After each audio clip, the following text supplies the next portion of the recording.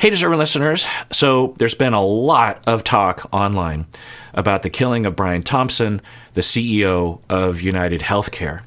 And I thought I would provide my own experiences with UnitedHealthcare to add to the conversation. I'm hearing a lot of people talk about the various different angles to this, and I feel like there's one angle, at least, that isn't being emphasized that I want to get into. This is the Psychology in Seattle podcast, and I am your host, Dr. Kirk Honda. I'm a therapist, professor, and podcaster. So up front, of course, it goes without saying that murder is wrong, and killing Brian Thompson was wrong. It was criminal. It was immoral. I feel like that goes without saying. Having said all that, I think that it's complicated because of the nature of what he and a lot of other executives have been doing to the American people for a long time. And I'll get into the nuances later. But again, it's wrong to kill. And I'm not just saying that to get out of trouble or something. I believe it in my core. It was wrong to kill him. So what is my experience with UnitedHealthcare? Well, to best describe it to you, I need to go back to the beginning of my career in the late 90s when I was a novice therapist in private practice. So to describe the process to you in brief, this is condensed quite a bit. A client will contact me and hire me as their therapist. They'll come into my office and I will get their insurance information, and I will also provide an assessment for a variety of reasons, but one of the reasons to provide the assessment is to see if they qualify for medically necessary treatment, meaning that they qualify for enough criteria for a medically necessary diagnosis in the DSM. Now, some clients don't qualify for a medically necessary diagnosis, and I have to inform them of that and say that I can't use their insurance, although I can provide therapy, but they're not going to be able to use their insurance. That didn't usually happen, but it would sometimes for sure. So for the individuals that qualify for medically necessary treatment, I will provide that treatment, and then I will send a claim to the insurance company. And most private practice therapists, they do this all themselves. They don't have a receptionist or a billing department that does that for themselves, particularly back then. So I, on this claim, will include all my information, but also the diagnosis of the client. There would be a date of service, and then there would be a code for the service. So all the medical and psychological services have a code, and that code is in reference to a particular kind of treatment. So in my instance, it was often the code that represented 1 hour of a mental health session. And that was it. There wasn't much more than that. We wouldn't have to submit treatment plans, or people talk about how insurance is a pain in the ass, and I found it to be pretty easy. I mean, it wasn't a welcomed part of my week because back then you had to fill them out by hand, but it was fine. And then I would submit that via snail mail back in the day. Now it's all online, of course, but I would submit that, and then a few months later, I would get a payment for a bunch of the they wouldn't send me a check for every individual session. They would lump a lot of the sessions and a lot of clients into one payment check. And it was easy for me. It was no problem. The insurance companies that I remember using back then were Premera Blue Cross, Regents Blue Shield, Uniform was another really easy one. So these were all very easy insurance companies to work with. Cigna would sometimes give me some trouble. Group Health, which is now Kaiser Permanente, is a whole other thing. But, there were a lot of different insurance companies, and I just muddled my way through it and found that it was easy, and it was surprising how easy it was. Except every once in a while, I would run into a problem with an insurance company, and I wouldn't make note of it necessarily because I was so busy with all my work. I was also a professor at the time. I didn't really have a system of keeping track of my annoyances with insurance company. So over a number of years, I started noticing a pattern that with one insurance company, I would have trouble with them. They would deny the claim or they would ask for more information. And I started to notice, and it was interesting to me because, this is before the internet was really helpful, and I didn't have any guidance around this. I was just trial and error. And I didn't realize that different insurance companies would have different ways of doing this because it just seems like they would all have the same way. So I started noticing that with UnitedHealthcare, they often would give me trouble. And so I thought, well, maybe I'm just doing it wrong. And the next client that comes to me with United, I'm like, okay, stay on your game, dot all your I's and cross all your T's and send in the claim, really make sure that it's up to snuff. And it would still get denied. Meanwhile, all these other insurance companies, no problem. Never communicate with them. They never send anything back. They pay for as many sessions as I bill them for because usually with these insurance companies like Primera and Regents and whatnot, they would authorize for at least a session a week, that kind of thing. And that was generally what I was doing. And so it was this huge contrast. And even though I was really trying hard to make sure that I followed the procedure, United would still deny many of the claims. And I didn't really understand. So I'm figuring it's my fault. It's my fault. It's my fault. It can't be them. They're a shining corporation on the hill. They have rules and regulations and laws and professionals and systems. It must be me because I'm just this idiot therapist. What do I know? So the next client comes to me with United. I'm like, okay, good. So I call them, which I didn't ever have to do with other insurance companies. So I say, I just want to make sure I'm doing this right.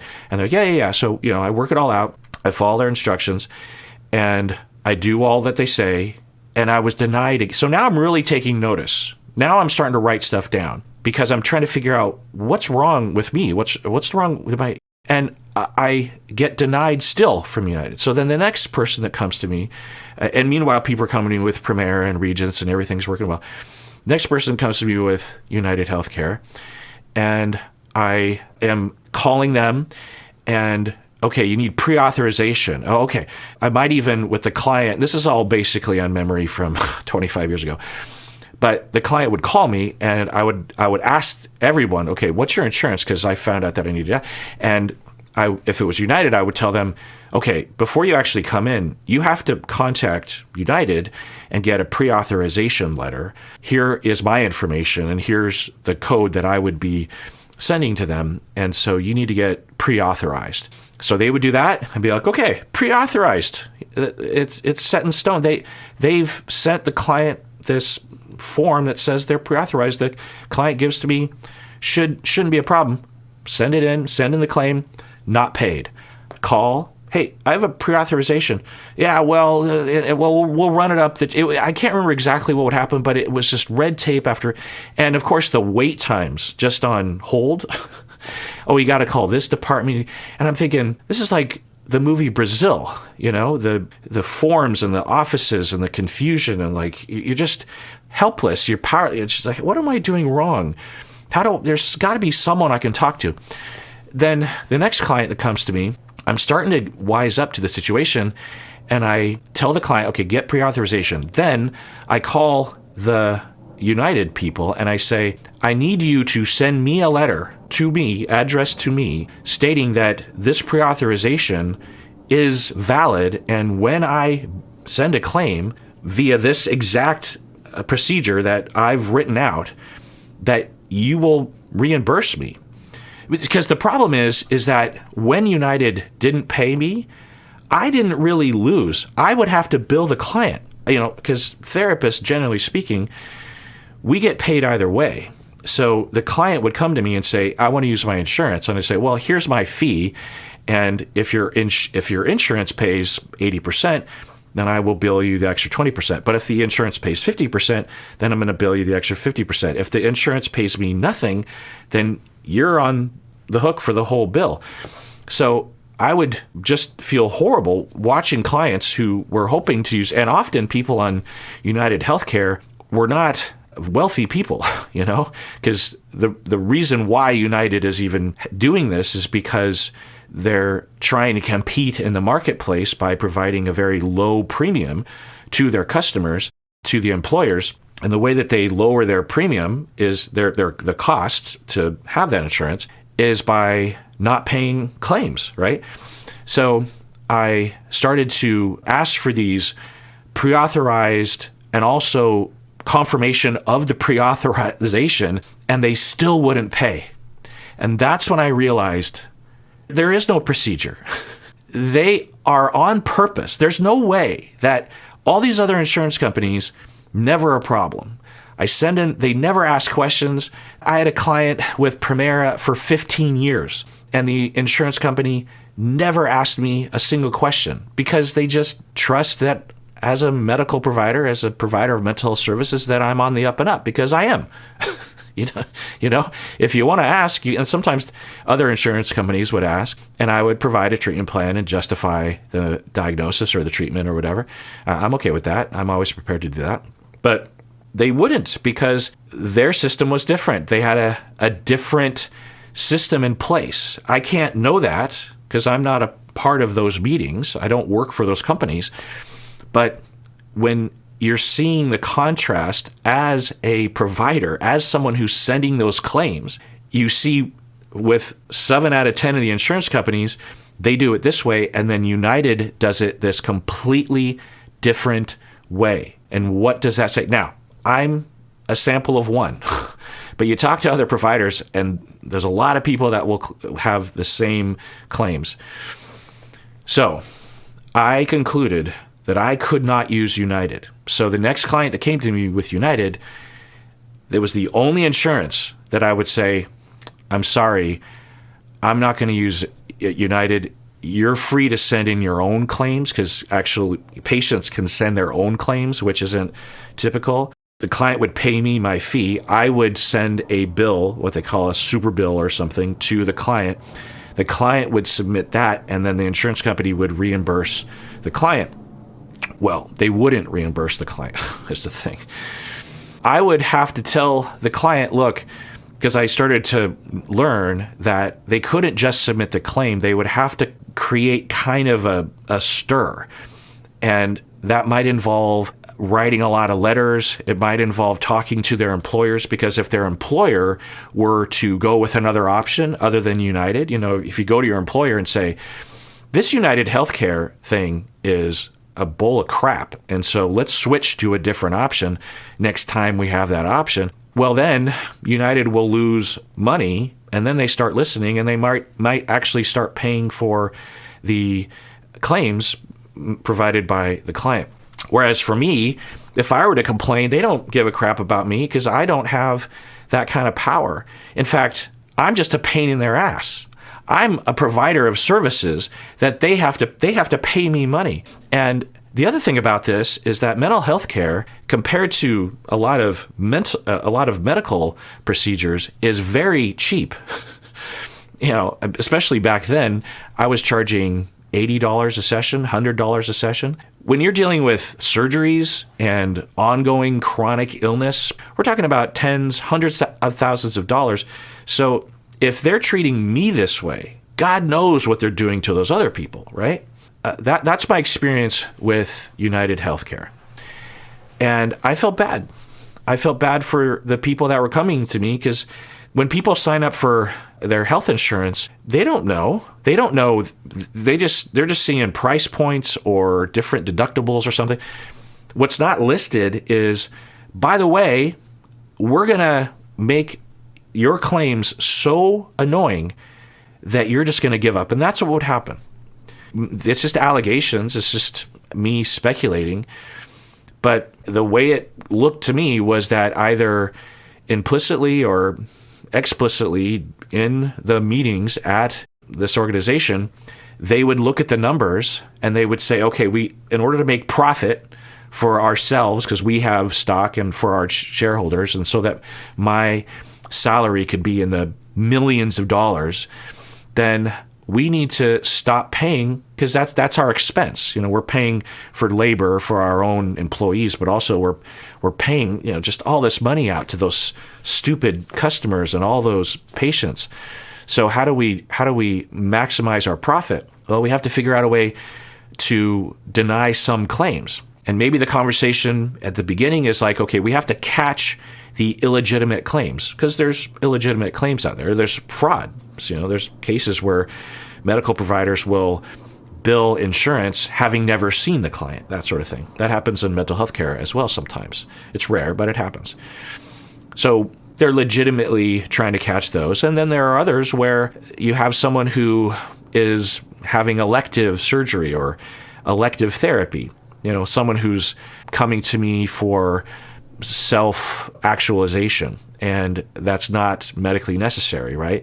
Might there be therapists out there who are fraudulently applying a diagnosis or labeling someone as having a medically necessary diagnosis when they actually, one, don't qualify, and or the therapist actually isn't even treating that diagnosis?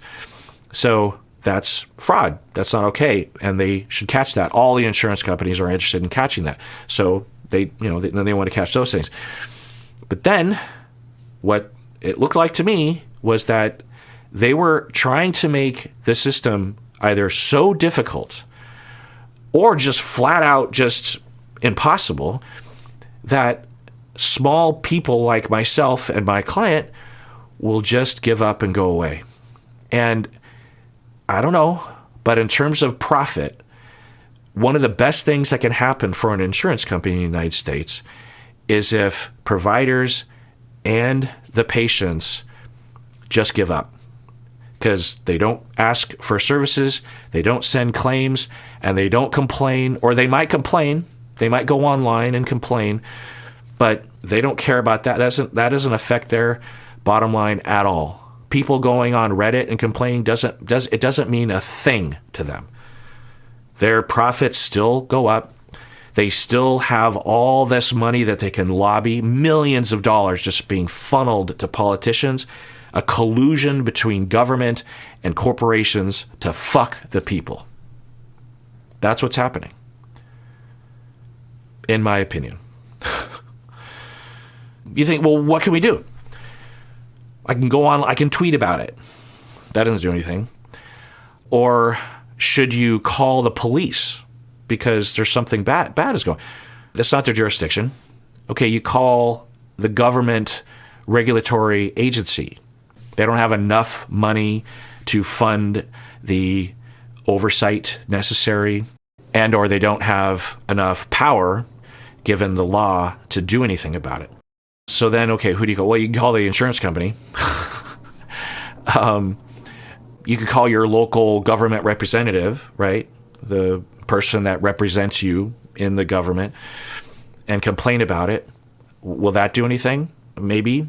Doesn't seem like it would, because even if you get a small set of politicians on your side, there is a huge movement on one side of the aisle in the federal government to not only never increase regulations, but to roll them back, to defund, maybe even eliminate whole agencies that are there to protect the people against corporations. Corporations often, if history has taught us something, it's that when corporations are without regulations, they will fuck the people.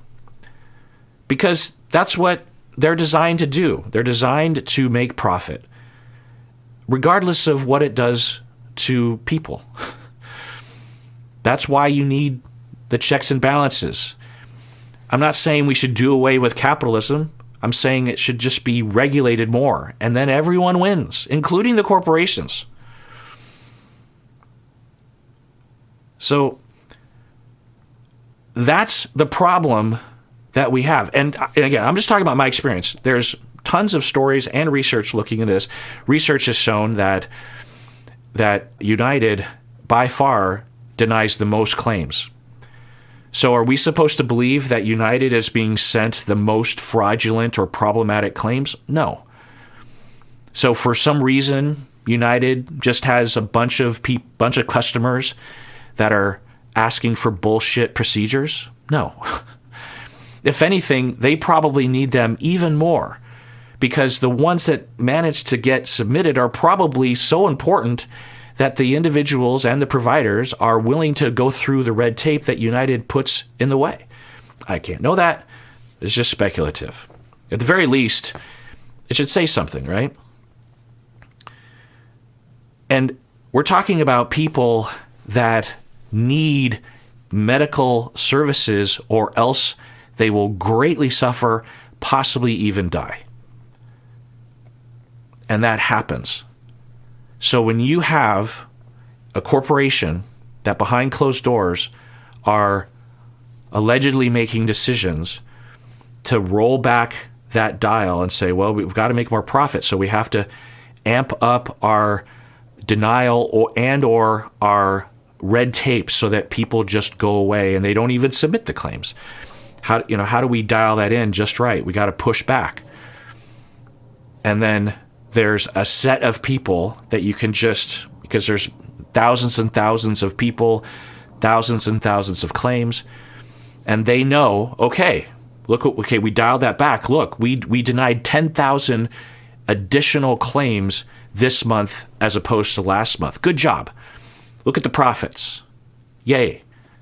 The board likes us. The shareholders like us, because that's who they're beholden to. They don't give a fuck about the people.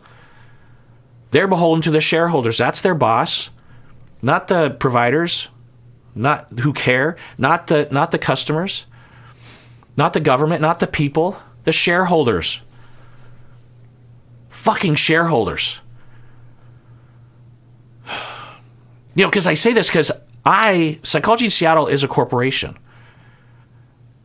I'm an S Corp. Not me, but this. There's employees. It's a small business. We're a corporation. We don't have shareholders. I am essentially the CEO of Psychology in Seattle. That's not my official title, but if I wanted to give myself that title, I could. The difference is that I did not get into this to make money. I got into this to try to help people and to make money while doing it so I could do more of it, And there's not a bunch of people breathing down my neck as the CEO or the owner / manager. There's not a bunch of people breathing down my neck to double their investment every year. So I can just do enough so that I can pay my bills and also do what I like to do and feel good about myself when I go to bed at night. But if I had people breathing down my neck and threatening to fire me if I didn't do what they say, then it changes things, right? Because if you have shareholders or stock people that their only interest is return on investment, then that changes the dynamic, And we see the effects that it has on all sorts of industries, like Boeing, for example, which I'm not even going to get into. But this happens. Patreon actually has allegedly ran into problems like this, where they're making a profit, but they're not making 10 times the profit over time. And so the stockholders and the board are just pressuring the CEOs and the decision makers at a business to screw over the customers to squeeze every tiny penny out of the customer so it can just funnel up to the wealthy. I don't have that. So I have the luxury of actually making sound choices for the fans and for myself and for this corporation. Insurance companies, they have stockholders. They have a board of directors. They have people that may or may not care about the longevity of the company or the system, because investors, they can just take their investment and go somewhere else. They can just sell their stock and buy it. They don't care. I mean, I'm generalizing, but so what can you do as a customer? Can you go to the board of directors? if you're like, hey, I have a situation here. Can you go to the government? Can you go to your representative? Collusion. So then you're sitting there and you're either yourself or you're watching a loved one get denied. What do you do? And it's been going on for decades. And you know that it's just getting worse. And the government is rolling back. They want to make it more efficient, which is just another word for more profits for the wealthy. More freedom to fuck the people. That's what they want. That's what they're already doing. So then you say to yourself, what do you do? What can you do? So many people, the people of the people, agree this is not okay. What do you do? We've been doing it for decades, complaining, talking about it, trying to pass new reform to the system. We managed to get a Band-Aid on it about a decade ago. And that's potentially being rolled back. And all the propaganda that somehow other systems like in Canada or other universal healthcare systems are worse. And what I'll say is that there are exaggerations that both sides will propagate. There are people that will say that, universal healthcare like in Canada is horrible, way worse than the United States. That's an exaggeration. Are there problems? Yeah. But you hear other people say that the United States system is horrible. It's just like completely broken and everyone's getting screwed. And in Canada or in Europe, they have these wonderful systems. That's also an exaggeration. There's problems. There are pros and cons. There are problems in Canada. There are problems in the US. There are a lot of good parts, good aspects of the system in Canada, and there are good aspects of the system in the United States. There are pros and cons. But overall, it seems fairly clear among the experts, the nonpartisan experts, that the system in Canada and other universal healthcare systems are overall better for the people. Do they have problems? Yes. Can you try to iron those out? Yeah. It's hard, but you can try. The way that I think about it is that we all pay for healthcare. Healthcare doesn't fall from the sky. We all pay for it. So we have to pay for it somehow. If we have no insurance and no government assistance, then we wouldn't have to pay for insurance, right? We would just save our money, and then when something happened, we would pay for it. But we learned a long time ago that if we do that, people won't save the money, and there are people that will unfortunately need a lot of services. And even if they saved every dollar they possibly could, they wouldn't be able to pay for it. And that's inhumane to those people. So we decided that there would be systems in place, not only government welfare, but also insurance, whether it's private or whatever, some sort of insurance, right? And so we would have to pay into that because it's not free. It has to get paid for somehow. And so in the United States with private healthcare, because we also pay taxes that actually get used in this way. But if we're just talking about private healthcare, like with United or Blue Cross Blue Shield, we pay into it every month, right? You give money to the insurance company. So your insurance company has this wad of cash, and they pay out a significant amount to the customers as they need healthcare, right? They also take a bunch of money and pay their employees, of which there are many. Some of them happen to be lobbyists. And then they take a section of that money and they pay the government, not taxes, but they pay off politicians to retain the system. So that's another place where the money goes. Then off the top, which is a significant amount, it goes to the shareholders, to the owners, to the people who want the profit, all that money. Okay, so that's where the money is going. Follow the money. In a system like in Canada, you have everyone's paying in through taxes, and then that wad of cash is being used for two things. One, to give to the customers, to the people, so they can have their health care. And then a little bit is spent on administrative costs, of which there's a lot less than the United States, because in a government-run system, there's no advertising. You don't have to have advertising campaigns because there's only one system. You also don't have dozens of individual departments, because the United States, every company needs a CEO and an accounting department and a billing department. They all need office space. Every one of them is paying for all that overhead. For the government system, there's only one, right? And the government system doesn't have to pay to shareholders. There's no profit. The money that goes in goes out. If we're talking about of the people, for the people, again, are there problems with universal health care like in Canada? Yeah. But there are massive problems in the United States too. It's not like it's lickety-split in the United States. And plus, a lot of it is based on income inequality, where people at the top don't have lines. They get all the health care they want, but the vast majority, 80% or so, I don't know, a huge chunk, most of the people have a different system. Now, can you be in that group of people and still have good experiences with health insurance and your medical system? Yeah. There are plenty of people in the United States who are experiencing wonderful health care and have wonderful experiences even with their health insurance. So let's not make shit up. Let's not exaggerate. Let's not overgeneralize. But overall, something's got to change. And we've known this for a long time. So, to be clear, what I would recommend, and this isn't my recommendation, this is expert recommendations, one of two things. If we keep the current system, then we have to have better regulations and way more taxes allocated to the regulatory agencies.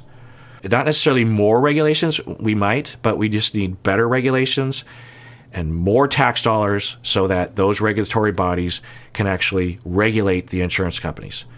Not to eliminate their profit, because that would not be the American way, but to just be a watchdog and say, hey, United, that's bullshit right there. That's not okay. And United could make their case, but the regulatory body would make their case to a judge, or they would make their own decisions, say, well, okay, but no, you got to do that. Okay. Then more people of the people would get the help that they needed. Now, that might mean that United might have to raise their prices a little bit. Maybe that means that United even goes out of business because they're not very good at managing all that. I don't know. So that's one option. Better regulations, more taxes, like drastically more taxes, and more power for those agencies. If we don't do that, then we have to do universal health care, which I can't imagine happening given the political landscape. But that's the answer. Because the way that it is now, it's not working well enough. Enough bad things are happening such that when someone is murdered on the street, that the vast majority of Americans are celebrating it. Celebrating it. There are some people that are really outwardly celebrating it, but there's a lot of silent celebrations happening in the United States right now. That should tell you something. That someone isn't listening to the people. The government and the corporations are not listening to the people. We can't expect for-profit corporations to listen to the people, especially when it makes them more money to not listen to the people. So that's when government has to step in. Take care of yourself because you deserve it. You really, really do.